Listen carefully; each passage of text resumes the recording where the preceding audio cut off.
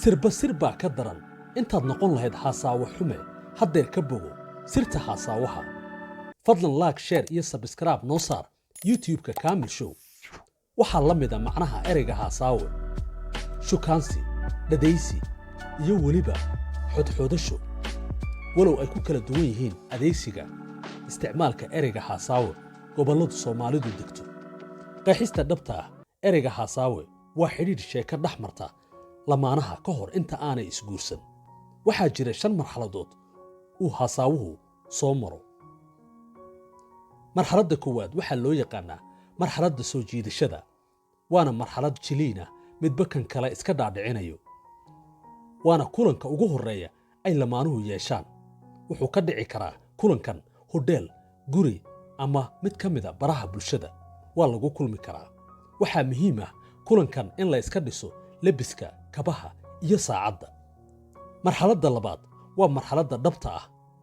waa marxalad ku salaysan isbarasho labada dhinac ah waa inaad si dhab ah u barataa lamaanahaaga dabcigiisa dhaqankiisa balwadiisa waxyaabaha murug geliya iyo waxyaabaha farxad geliya intaba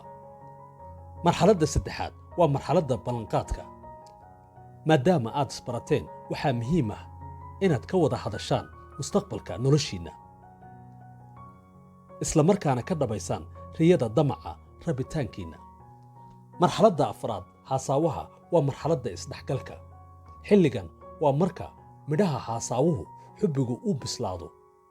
waxaana abuurma jawi isfaham xidhiidh dhab ah waxay quudareeyaan labada dhinac mar uun qaadiga yaa inoogu yeedha marxaladda shanaad waa marxaladda aqalgalka waa marxaladda xaqiijinta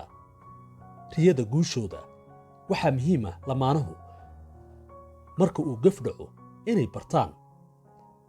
raaligelinta cafiska